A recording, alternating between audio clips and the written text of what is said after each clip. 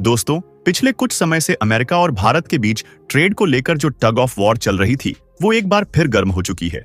इस बार डिस्कशन किसी hi tech product या डिफेंस इक्विपमेंट का नहीं है, बल्कि एक ऐसी चीज का है जिसे हम खाने की प्लेट में जितना प्यार देते हैं, दुनिया में उसकी खुशबू से पहचान बनती है। बात हो रही है चावल की। अचानक से अमेरिका के राष्ट्रपति डोनाल्ड ट्रंप ने सवाल उठाना शुरू कर दिया कि भारत इतनी बड़ी मात्रा में चावल आखिर उनके देश को भेज कैसे रहा है और क्यों इस पर अतिरिक्त टैरिफ नहीं लगाया जा रहा। जैसे ही उन्होंने ये कहा, मार्केट के एक्सपर्ट्स और पॉलिटिकल एनालिस्ट्स को ये लगने लगा कि शायद अब अमेरिकी सरकार भारतीय राइस पर नए और भारी टैरिफ लगाने का मूड बना चुकी है। लेकिन ट्विस्ट यहाँ से शुरू होता है, क्योंकि अमेरिका में राइस पर ड्यूटी पहले ही 10% से बढ़ाकर 50% कर दी गई थी। बिल्कुल सही सुना आपने। इतनी मैसिव ड्यूटी इंक्रीज के बाद हर किसी को लगा था कि अब तो इंडियन राइस की सेल्स में गिरावट आएगी, मगर हुआ बिल्कुल उल्टा।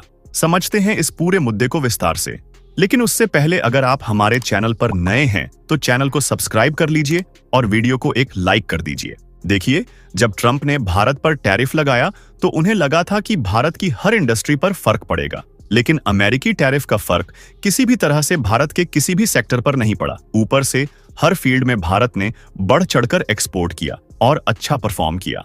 इंडियन राइस की डिमांड पर भी लगभग कोई फर्क नहीं पड़ा। लोग वही राइस खरीदते रहे, दुकानदार वही राइस बेचते रहे और एक्सपोर्टर वही राइस भेजते रहे। जैसे हवा में लहराता एक तीर अपने निशाने तक सीधा पहुंचता है, वैसे ही इंडियन बासमती भी अमेरिकी मार्केट में अपनी जगह बनाए हुए है। इंडियन राइस एक्सपोर्टर्स फाउंडेशन के देव गर्ग कहते हैं कि अमेरिका इंडिया के लिए एक अच्छा मार्केट जरूर है, इंपॉर्टेंट भी है, लेकिन इतना क्रूशियल नहीं कि हमारा पूरा एक्सपोर्ट उसी पर डिपेंड हो। इंडिया हर साल करीब $374 मिलियन का बासमती अमेरिका भेजता है, यानी लगभग 2,70,000 टन। ये एक अच्छी मात्रा है, लेकिन इंडिया के टोटल राइस एक्सपोर्ट के मुकाबले ये बहुत बड़ा हिस्सा नहीं है। अमेरिका इंडियन बासमती का चौथा सबसे बड़ा बाजार है, लेकिन नॉन बासमती चावल की बात करें तो वहां अमेरिका की हिस्सेदारी काफी छोटी है, सिर्फ 60,000 टन के आसपास। यानी इस कैटेगरी में अमेरिका इंडिया के लिए 24वां सबसे बड़ा मार्केट बनता है। साफ शब्दों में कहा जाए तो इंडियन राइस ट्रेड की नींव अमेरिका पर नहीं खड़ी है।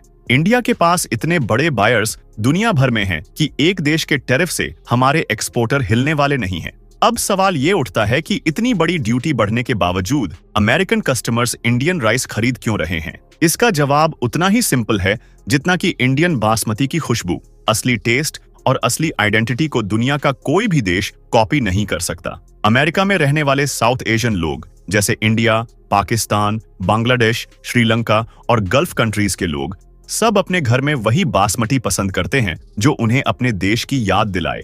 लंबे दाने वाला, खुशबूदार, अलग टेक्सचर वाला बासमती। देवगर्ग कहते हैं कि राइस कभी भी एक जैसा नहीं होता। हर देश की मिट्टी, हर देश का पानी और हर देश का वेदर मिलकर उसका टेस्ट बनाते हैं। इसी कारण इंडियन बासमती की जगह कोई दूसरा राइस इतनी आसानी से नहीं ले सकता। भले ही टैरिफ बढ़ गया, लेकिन डिमांड वही की वही रही। राइस की रिटेल प्राइस जरूर बढ़ गई, लेकिन ये बोझ किसने झेला? अमेरिकन कस्टमर्स ने, इंडियन फार्मर्स ने नहीं। ड्यूटी जब 10% से बढ़ाकर सीधा 50% कर दी गई, तब अमेरिका में राइस की कीमत नोटिसेबल तरीके से बढ़ गई। पहले जो 10 पाउंड का पैक $13 में मिल जाता था, वही अब करीब $18 में बिक रहा है। लेकिन इस कीमत में जो जंप आया है, वो पूरा का पूरा अमेरिकन बायर और इंपोर्टर ने झेला है। इंडियन एक्सपोर्टर और फार्मर की इनकम पर इसका लगभग 0 इफेक्ट पड़ा है, क्योंकि इंडिया से जो राइस जाता है उसकी एक्सपोर्ट प्राइस बदली ही नहीं। करीब $950 प्रति टन वही रेट बना रहा है। ड्यूटी इंपोर्टर देता है और फिर वही कॉस्ट रिटेल प्राइस में जोड़कर कस्टमर से वसूल लेते हैं।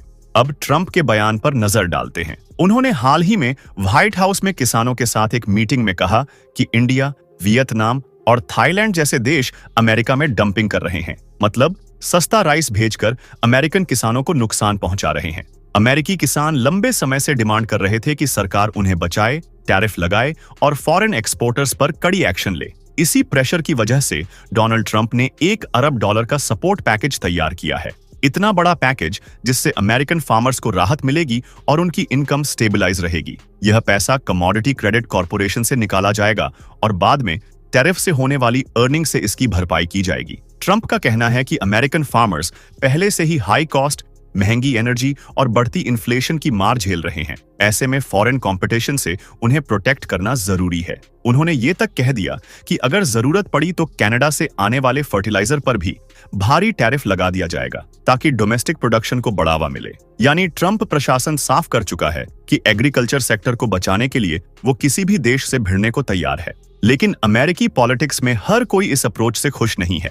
क्रिटिक्स का कहना है कि प्रॉब्लम को सॉल्व करने का सबसे आसान तरीका टैरिफ बढ़ाना नहीं है, बल्कि टैरिफ कम करना है। अमेरिकन सेनेटर्स ओपनली कह रहे हैं कि व्हाइट हाउस को अपने टैरिफ हटाने चाहिए ताकि ट्रेड नॉर्मल रहे, मार्केट स्टेबल रहे और फार्मर्स को लॉन्ग टर्म नुकसान न हो। क्योंकि जब भी अमेरिका किसी देश पर टैरिफ लगाता है, सामने वाला देश भी जवाब में टैरिफ लगा देता है और आखिर में चोट किसे लगती है? अमेरिकी किसान को ही। अब बात करते हैं इंडिया और यूएस के बीच चल रहे ब्रॉडर ट्रेड टेंशंस की। यह कोई नई बात नहीं है कि दोनों देशों के बीच कई प्रोडक्ट्स पर टैरिफ वॉर जैसा माहौल बना हुआ है। इस साल अमेरिका ने भारत के कई प्रोडक्ट्स पर 50% तक टैरिफ लगा दिया। दोनों देशों के बीच फरवरी से बेटर ट्रेड अग्रीमेंट यानी BTA पर लगातार बातचीत चल रही है। उसकी एक्सपोर्ट प्राइस बदली ही नहीं, करीब $950 प्रति टन वही रेट बना रहा है। एम यह है कि 2030 तक दोनों देशों के बीच ट्रेड को $191 अरब से बढ़ाकर $500 अरब तक ले जाया जाए। लेकिन बढ़ते टैरिफ, मार्केट एक्सेस की टसल और वीजा रूल्स में आए बदलावों ने अग्रीमेंट की स्पीड को धीमा कर दिया है। इसके बावजूद इंडिया ऑप्टिमिस्टिक है। भारत के वाणिज्य सचिव राजेश अग्रवाल ने हाल ही में कहा कि उन्हें उम्मीद है कि इस साल के अंत तक BTA के पहले फेज को फाइनल कर लिया जाएगा। इंडिया लगातार यह स्टडी कर रहा है कि यूएस के नए फैसलों का इंडियन एक्सपोर्टर्स पर क्या इंपैक्ट पड़ता है। इसमें H-1B वीजा पॉलिसीज में हुए बदलाव और इमरजेंसी लॉज के तहत लगाए गए नए टैरिफ भी शामिल हैं। अब वापस राइस पर लौटते हैं। इंडियन गवर्नमेंट और एक्सपोर्टर्स के अनुसार फिलहाल किसी बड़ी चिंता की जरूरत नहीं है। डिमांड स्टेबल है, मार्केट स्टेडी है और इंडियन बासमती अपनी आइडेंटिटी बनाए हुए है। अमेरिका में रेट जरूर बढ़े हैं, लेकिन कस्टमर्स टेस्ट नहीं छोड़ रहे। उन्हें वही टेक्सचर चाहिए, वही लॉन्ग ग्रेन चाहिए, वही अरोमा चाहिए। इसलिए चाहे ट्रंप नए टैरिफ लगा दें या पुराने को ही और सख्त बना दें, इंडियन एक्सपोर्टर्स अपनी प्राइस पा रहे हैं और किसानों को कोई ऐसा झटका नहीं लग रहा जो उनकी इनकम को प्रभावित कर दे। असल में इंडियन फार्मर्स के लिए सबसे जरूरी बात यह है कि उनके प्रोडक्ट की वैल्यू दुनिया में बरकरार रहे।